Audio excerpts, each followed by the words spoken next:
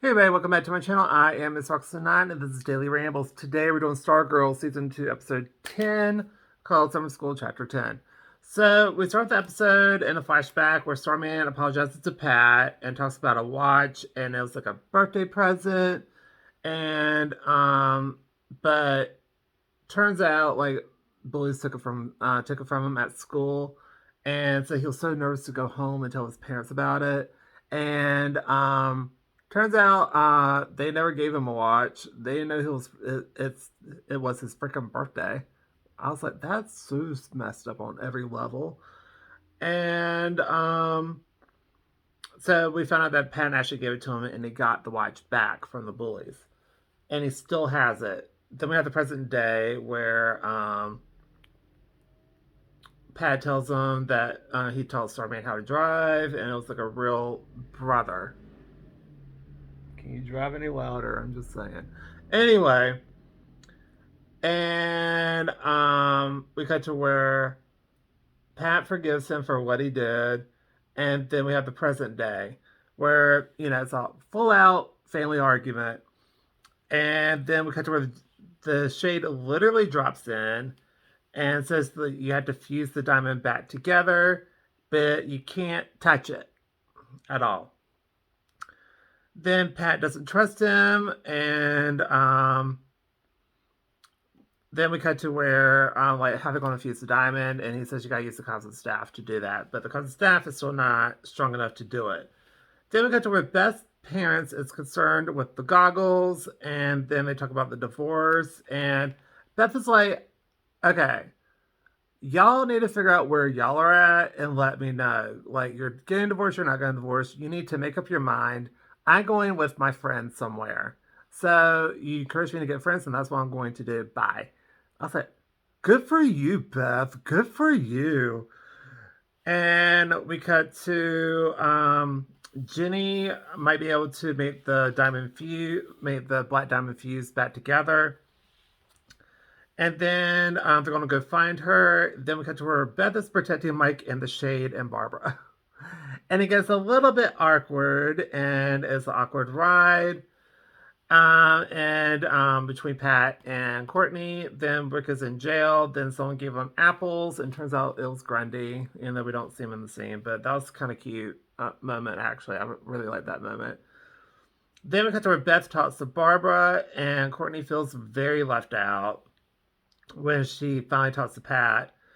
Then we cut to where Jenny's in Civic City, and it's also the JSA headquarters. Then we cut to where Shaved saved Mid-Niter, actually, and not actually offed him.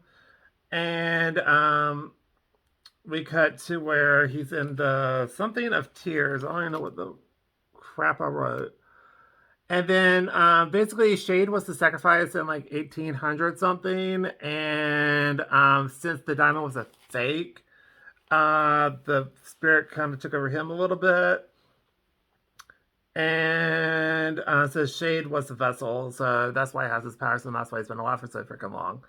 Then Barbara questions him, and basically she reminds him of his sister Emily, and he's starting to get really out of it, and he tried not to abuse his powers, but obviously lost his way.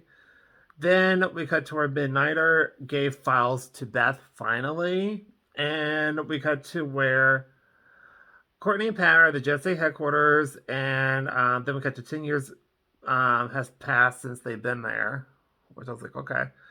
Then we cut to where Jenny is looking for the brother, and so Mike is working on the robot, and here's the radio of Pink Lightning.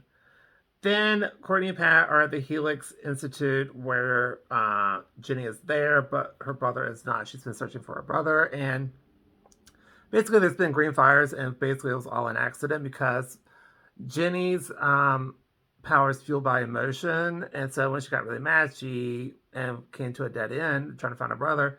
She just went a little angry and had accidents. So basically, the lady at the place said that the brother just vanished last week, and so they leave. Then the lady called Mr. Bones and lied and says like he's actually still there. Anyway, then we cut to Mike.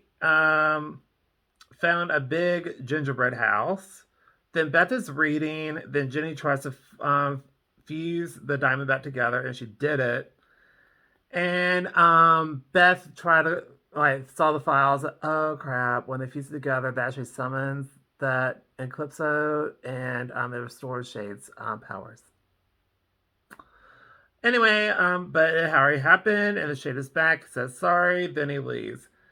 And so, basically, Eclipso showed up at JSA headquarters and took out Courtney. So she's now in the shadows, and that was the end of the episode. It was a crazy episode. I knew the shade was going to be shady, but I didn't think it would be that shady. And I gave the episode overall A. I was just like a couple of them, like, really? Just really? But overall, I really enjoyed it. The storyline was. The one thing that really was weird was the beginning part of the episode talking about some damn watch. I was like, who cares about a freaking watch? And I was like, oh, that's actually sentimental and cute. Okay. But still, like, we just kind of lit off with that. Like, there was no, like, explanation, really. It was just kind of like, we just went off into that. I was like, that was weird. But other than that, it was a good episode. I really enjoyed it. I'm excited for the next episode, to be honest with you. I'm actually about to watch it right now. So anyway, I'm going to go. I hope you all have a great day, evening, or night, and I'll see y'all in the next video. Bye, everybody.